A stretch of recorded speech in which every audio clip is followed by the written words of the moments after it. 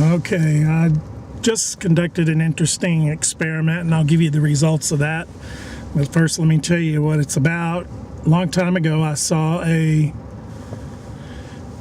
video, or maybe it was a documentary, I don't remember, about homelessness and street people, and this one particular woman who, very uncharacteristic type, atypical of what you would think of a homeless woman. Anyway, she said that one of the ways she survived was by going to the grocery stores and Sam's Clubs and whatnot, and where they had free samples, you could take a free sample of this, that, or the other, and she would do that throughout the day. It was never very much food, but it was enough to take the edge off the hunger. Well, I just tried that myself. First place I went to when I got a haircut was I got a few suckers, which they're for everybody, not just kids. But so I got 4 of those. They're little bitty things, but I just kind of stashed them. And then I went to a health food store, and at the health food store, which I knew from shopping there in the past, that they've had samples. So I went by there, and sure enough, they had tortilla chips and popcorn, and both were very good.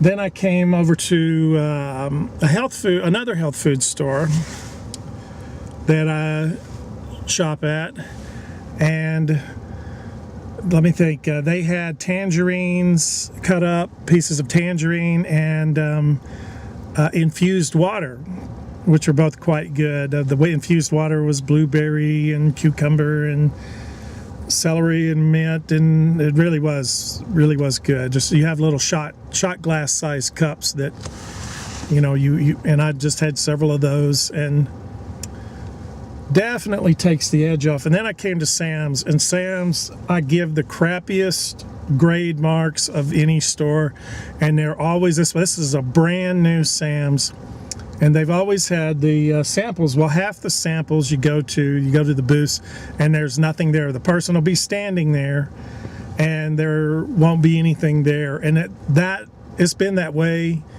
ever since I can remember. And it doesn't matter which Sam's you go to. That's just the crappy service Sam's has.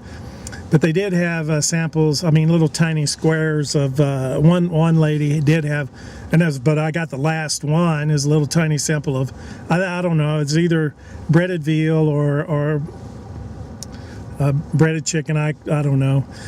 Anyway, the one thing that I think that Sam's would, it's not just Sam's, it's go to anywhere that you have refillable soft drinks, because carbonated water will definitely take the edge off hunger in a big way.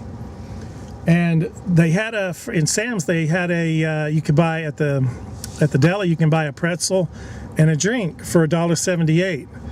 Now, I have to say that's a very good deal, and you can go back and refill your own cup as many times as you want. And I do the same thing, the same setup as at Subway, and there's lots of places that are like that. So those are the top techniques, because I'm afraid I know where all this is headed. Those are the techniques you're going to have to develop if you want to survive homeless. And the Achilles heel, though, to it all is these places. I mean, even in a big city, these places are spread far apart. You're going to have to be burning gas to go to these different places, because you're not going to have a lot of them within walking distance of each other. So that's the downside of it.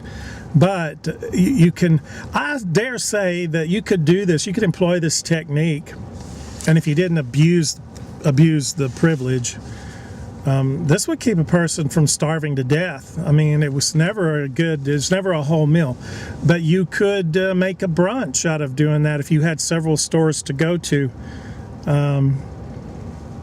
You might not need to buy lunch then that day. So these are tips and techniques. That's nothing new or nothing I came up with, but it's just stuff I've put together, threaded together, so that it's a technique you can use. So anyway, keep it in mind.